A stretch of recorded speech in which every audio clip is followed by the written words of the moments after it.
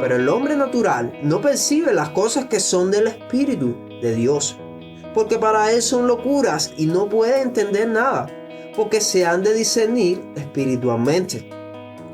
En otras palabras, el pecado no solo afectó la inclinación del hombre, sino que también eliminó la capacidad de entender la palabra de Dios, a no ser que nuestro Padre intervenga.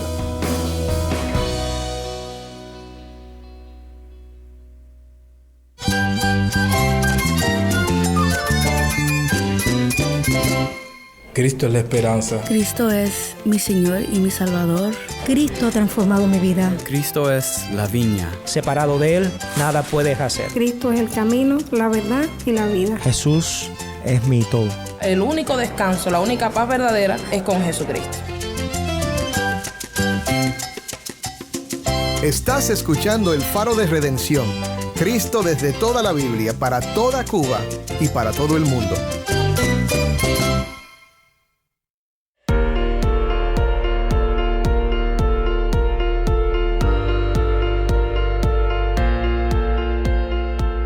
Hola, soy el pastor Dani Rojas, el director y locutor del Faro de Redención. Gracias por acompañarme hoy. Bueno, con este episodio damos conclusión a nuestra serie de esta semana, una serie que hemos llamado Proverbios que te hacen pensar.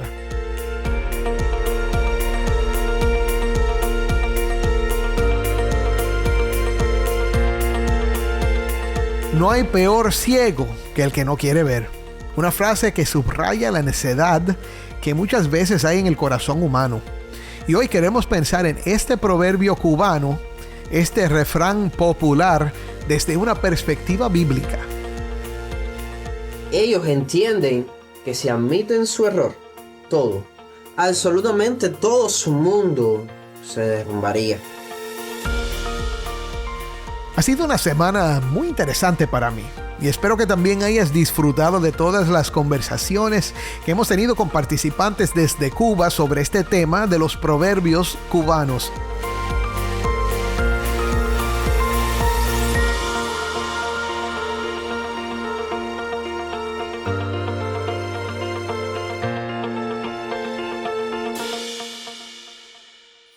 Bueno, antes de pensar juntos en nuestro refrán de hoy, yo quiero compartir con ustedes el testimonio de un líder de adoración en Cuba que tiene canciones de alabanza que tocamos a menudo aquí en El Faro. Bueno, mi nombre es Jorge Luis Rodríguez, soy parte del equipo pastoral acá en la primera iglesia bautista de Santa Clara y estoy al frente de lo que es el ministerio de adoración de toda la iglesia, así que acá estamos. Comencé en el año 2002, comencé como parte del Ministerio de Adoración, aunque no estaba al frente. Otro hermano lideraba y comencé a colaborar acá como cantante del grupo de alabanza y a la vez también me involucré en los estudios acá en el seminario teológico que radica acá en nuestra iglesia también, preparándome para la obra del ministerio. Durante todos estos años pues he estado trabajando acá en este ministerio y a partir del año 2014 tengo la inmensa responsabilidad de quedar al frente de este ministerio acá en la iglesia y pues bueno, hasta acá, por la gracia de Dios y con su ayuda hemos estado trabajando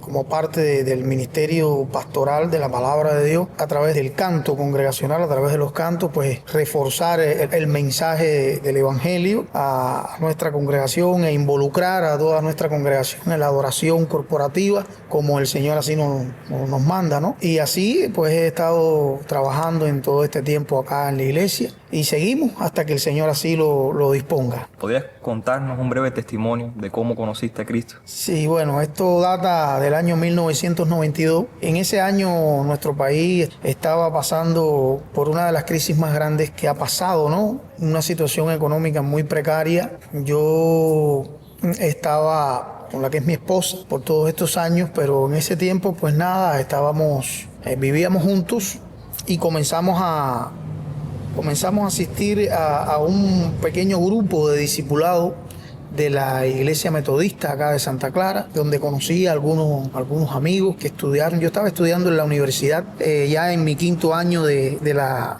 ingeniería eléctrica y algunos de mis amigos, sobre todo vinculados a la música, estaban en esta iglesia y a través de uno en especial, pues comenzamos a visitar este grupo de discipulado. Yo estaba discutiendo mi tesis. En todo este tiempo mi esposa sale embarazada. Bueno, fue un momento bastante difícil donde confluyeron una serie de aspectos y esto me llevó a replantearme una serie de preguntas de la existencia, ¿no? del ser humano y todas las situaciones a las que está sometida. Y bueno, en este grupo de discipulado que comencé, pues por primera vez escuché la predicación de la palabra. Estando en este tiempo, también este amigo mío que es el por el cual asisto a este grupo, también me había regalado un Nuevo Testamento que comencé a leerlo.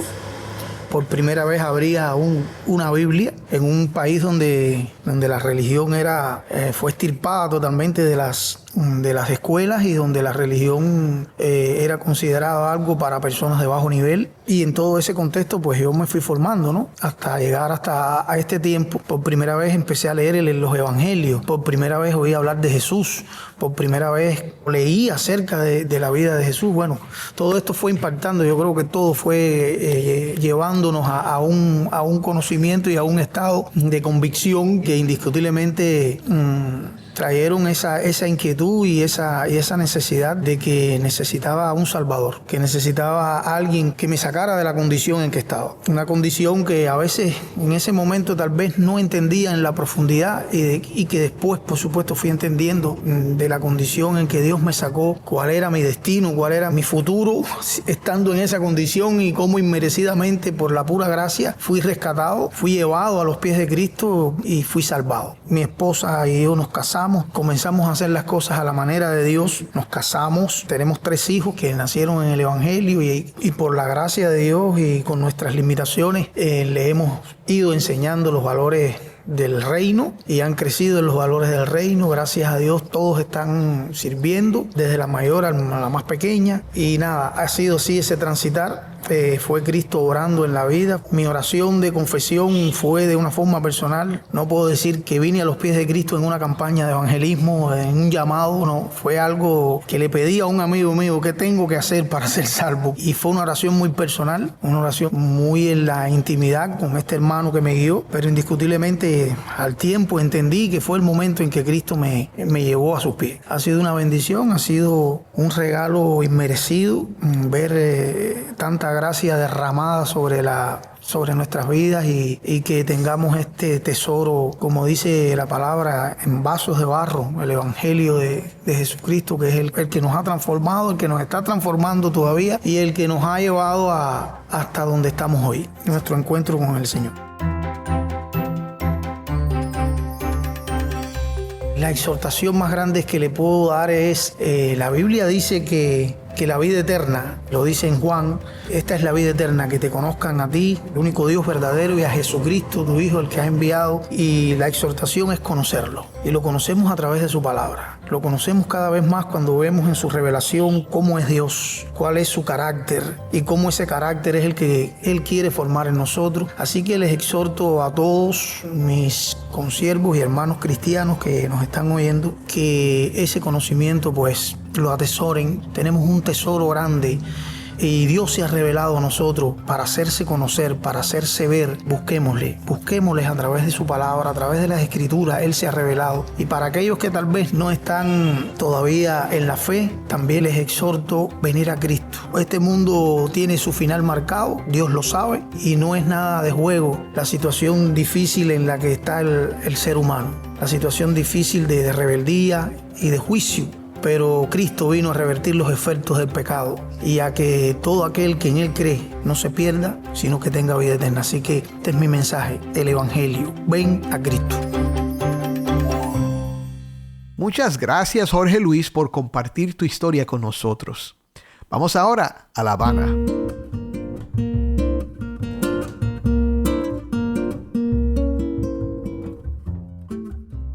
Un privilegio tremendo el poder compartir con ustedes por este medio la palabra de Dios. Me llamo Luis Jesús Fuentes y pertenezco a la Iglesia Bautista Nueva Vida en La Habana Vieja, Cuba.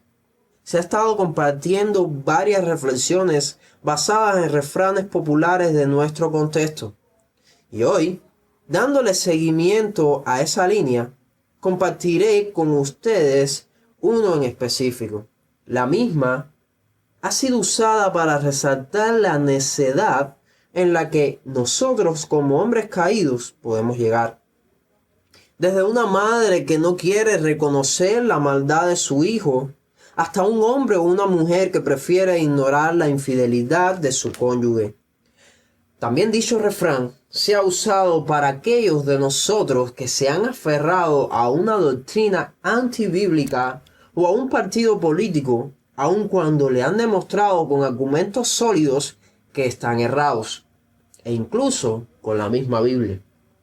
Una parte de estos casos es movido por una fuerte convicción en su error, pero la gran mayoría es movida por la necedad, el orgullo y el miedo. Ellos entienden que si admiten su error, todo, absolutamente todo su mundo se derrumbaría. Y sí, precisamente esa frase que tienes en mente es la que estaremos trayendo en este tiempo.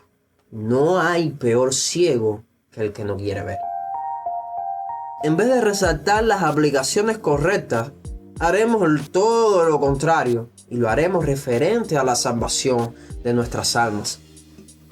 Cuando nos encontramos realizando la fatigosa pero imprescindible labor de predicar el Evangelio, no sobran las personas que intentan con gran tenacidad desalentar a los mensajeros de este gran tesoro que es el Evangelio, usando como argumentos el refrán de hoy. También están aquellos que por miedo o por pereza evaden dicha responsabilidad, refugiándose en estas letras. Sus argumentos se desarrollan en la idea de que si ellos no quieren seguir ni saber de Dios, no importa cuánto tú te esfuerces, no importa cuánto le prediques, no importa cuántos argumentos le traigas, ellos no van a escuchar. Y escuchándolo de esa forma, quizás, solo quizás puedan que tengan razón, pero ¿qué es lo que tiene que decir la Biblia al respecto? Para contestar este interrogante, por cuestión de tiempo, lo he resumido en 2 puntos que estaré compartiendo con ustedes brevemente. El primero es que el hombre no responde, no porque no quiera, sino porque no puede. La Biblia claramente muestra la condición del hombre después que Adán y Eva pecaron. En Génesis 6:5 el Señor dice que los deseos del hombre eran de continuo al mal. Viene el diluvio y pareciera que con ese juicio el mal se había erradicado de la faz de la tierra. Entonces vienen los sucesos con los hijos de Noé, la torre de Babel, la mentira de Abraham acerca de su esposa Sarai, la rivalidad entre Agar y Sara, etcétera, etcétera, etcétera. Demostrando así que dicha maldad no fue ahogada en el diluvio. Quizás me dices, Luis, el hecho de que el hombre tenga pecado dentro no significa que sea insensible a lo espiritual. No significa que esté muerto. Él puede comunicarse con Dios. Bueno, hermano, mi respuesta y la de la Biblia es un no rotundo. Absolutamente no. Querido hermano, el hombre es incapaz de entender las cosas espirituales. Mira cómo lo refleja el apóstol Pablo en 1 Corintios 2:14. Pero el hombre natural no percibe las cosas que son del Espíritu de Dios, porque para él son locuras y no puede entender nada, porque se han de discernir espiritualmente. En otras palabras, el pecado no solo afectó la inclinación del hombre, sino que también eliminó la capacidad de entender la palabra de Dios, a no ser que nuestro Padre intervenga. En Efesios 2, el apóstol usa un término muy fuerte para aquellos que estaban sin Cristo en el pasado. Dice que estábamos en nuestros delitos y pecados. ¿Cómo estábamos? Muertos. no enfermos, no moribundos, sino muertos, incapaces de tener vida espiritual por nosotros mismos. Por tanto, ese refrán no se puede aplicar en este ejemplo. Eso sería un legítimo texto fuera de contexto. Tu pareja, tu hijo, tu jefe, el delincuente de tu barrio, no responde a tus exhortaciones, no porque no quiera, sino porque definitivamente no puede. Todos ellos necesitan de la asistencia de Dios de una forma urgente, rápida, precisa. Y esto nos lleva a nuestro segundo punto. El Evangelio es el poder de Dios para salvación. Voy a repetirlo nuevamente porque de todo es lo más importante. El Evangelio es el poder de Dios para salvación. Pablo en Romanos 1, en el verso 16, dice de la siguiente manera: porque no me avergüenzo del Evangelio, porque es poder de Dios para salvación a todo aquel que cree, al judío primeramente y también al griego. El autor, antes de mostrar en los capítulos siguientes la condición tanto del gentil como del judío, muestra la única vía de salvación para ambos grupos de personas. Y ese es el Evangelio. Solo la predicación de las buenas nuevas es capaz de hacernos pasar de muerte a vida, de inexistencia a la existencia, como sucedió en el principio de la creación. Y por favor, no se asombre que diga esto o que use esta ilustración, porque el mismo poder que nos ha hecho aceptos delante de nuestro Señor es el mismo que hizo que se creara todo lo que tú ves a tu alrededor. Creo que es una falta de conocimiento y de humildad atroz afirmar que nuestras palabras, nuestros esfuerzos o nuestra elocuencia fueron la causa principal por la que nuestros hermanos hoy tienen vida espiritual. Eso sería ponernos en lugar de Dios. Si así es tu posición, yo te exhorto, mi hermano, a que te arrepientas y te humilles ante el único merecedor de la gloria. Gloria que por ignorancia has pretendido robarle. Hermano mío, a ti que te paralizas cada vez que te hacen el llamado a predicar el Evangelio, ten valor y refúgiate en estas verdades, confiando que no eres tú quien hace la obra. Sé tú el medio que Dios use para salvar a un alma y confía en tu Padre que nunca te desamparará.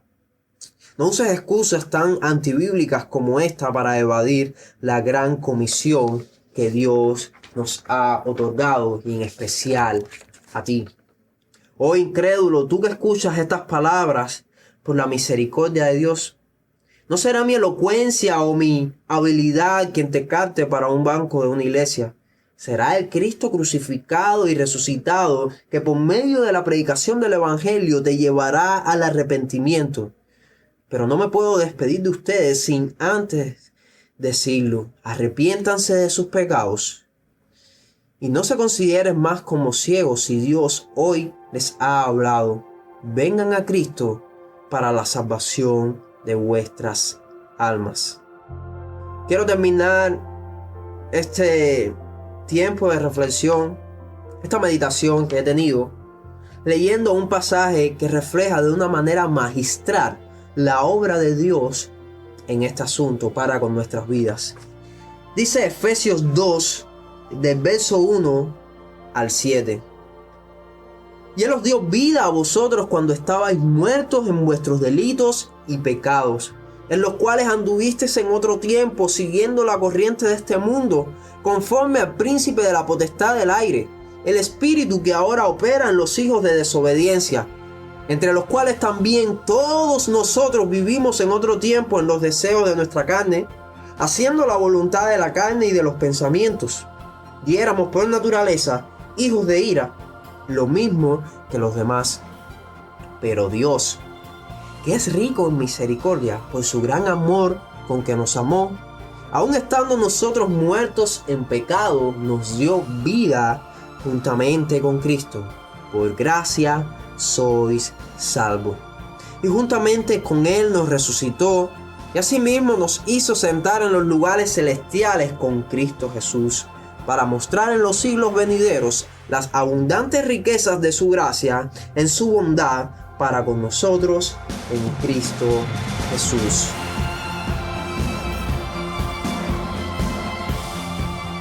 Que el Señor nos guarde de nuestro orgullo y nos dé la capacidad de poder humillarnos y reconocer que solamente Él es merecedor, solamente Él tiene control tanto de la salvación como de nuestras vidas.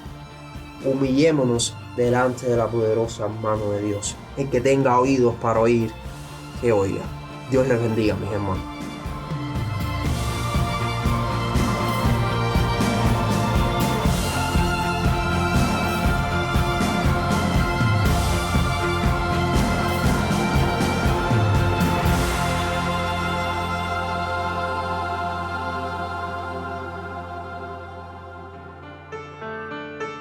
Soy el pastor Dani Rojas y esto es el Faro de Redención.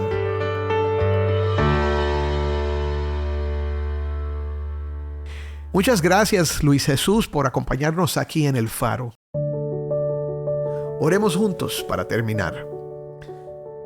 Padre, te damos gracias por tu infinita sabiduría. Gracias por Cristo, nuestro Redentor, Señor, que nos es sabiduría. Y gracias por estos momentos que hemos podido pasar pensando en estos proverbios populares en Cuba y en otras partes del mundo, y como tu palabra nos guía en la verdad. Te pedimos que por tu Espíritu Santo seas tú el que moldea nuestras mentes y nuestras vidas más y más para parecernos más y más como nuestro Señor Jesucristo. Te pedimos esto en su bendito nombre. Amén.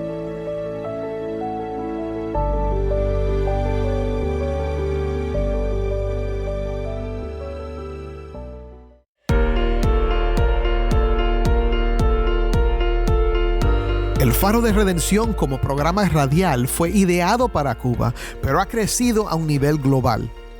Si esta programación ha sido impactante para ti, queremos saber de ti.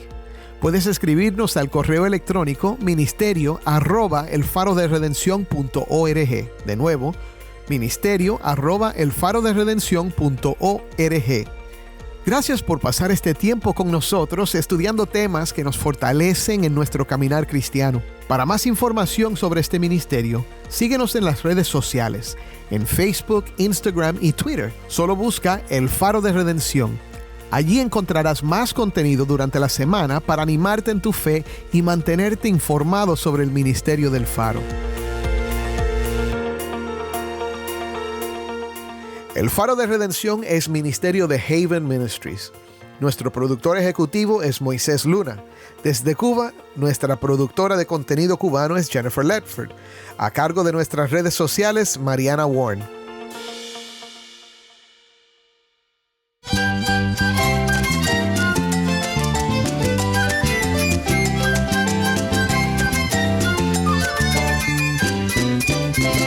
Soy el pastor Dani Rojas. Te invito a que me acompañes la próxima semana aquí en el Faro de Redención. Cristo desde toda la Biblia para toda Cuba y para todo el mundo.